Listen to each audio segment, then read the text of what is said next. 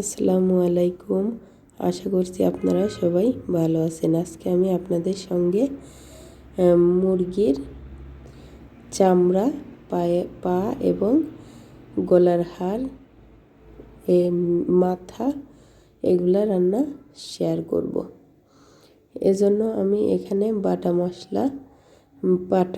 বাটা মশলাটা রেডি করে নিয়েছি এবং গুঁড়া মশলা যেমন লবণ, হলুদের গুঁড়া, ধনিয়া গুঁড়া, জিরার গুঁড়া, মরিচের গুঁড়া এগুলা রেডি করে নিলাম। তারপরে এখানে যেহেতু আমি মুরগির পা, চামড়া, গিলা, কলিজা এগুলো রান্না করব, এটাতে আমি কিছু আলু অ্যাড করে দেব। এই জন্য কিছু নতুন আলু নিয়েছি। এগুলা কেটে ধুয়ে পরিষ্কার করে চুলায় একটা প্যান বসিয়ে তেল দিয়ে সুন্দর করে ভেজে নেব। তো এটা ভাজার সময় আপনারা চাইলে লবণ এবং হলুদের গুঁড়া এগুলো অ্যাড করতে পারেন। যেহেতু আমার এটা নতুন আলু, এজন্য আমি এখানে লবণ অ্যাড করি নাই। এটা সিদ্ধ হতে বেশি সময় লাগে না। তারপরে আলুগুলা ভাজা হয়ে গেছে, তুলে নিব।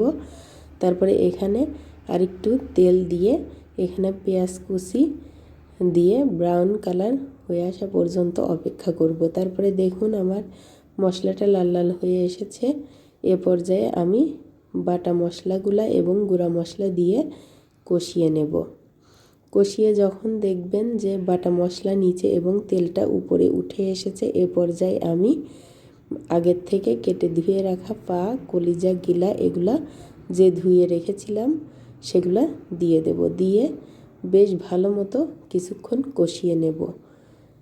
এটা আবার মাঝে মাঝে নাড়াচাড়া দিয়ে দিতে হবে যাতে তলানিতে লেগে না যায়। তারপরে দেখুন আবার ঢেকে দিতে হবে। এটা যেহেতু এখানে হাড়গুলাই বেশি আছে, এই জন্য একটু সময় নিয়ে এটা রান্না করতে হবে। এটা রান্না হতে বেশ খানিকক্ষণ সময় লাগে। তো এটা আবার নেড়ে চেড়ে দিতে হবে, দিয়ে আবার ঢেকে দিতে হবে। আবার ঢাকনা খুলে দেখুন আবার নেড়ে চেড়ে দিয়ে এখানে আমি আগের থেকে ভেজে রাখা আলুগুলা অ্যাড করে দিলাম।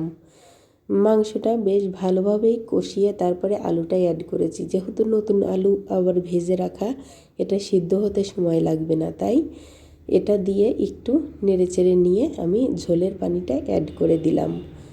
তো দেখুন যেহেতু আমার এটা রান্না হতে এখনও একটু সময় লাগবে, ঝোলের পানিটা এর জন্য একটু বেশি করে দিয়ে দিয়েছি। তারপরে আবার ঢেকে দিতে হবে ফুটে আসা পর্যন্ত এবং পানিটাও প্রায় শুকিয়ে এসেছে। এ পর্যায়ে হোমমেড গরম মশলা এবং জিরা গুঁড়াটা দিয়ে আবারও একটু নেড়েচেড়ে মশলাটা মিশিয়ে নেব। এই মশলাটা দিলে তরকারির ফ্লেভারটা অনেক ভালো আসে এবং খেতেও অনেক মজার হয়।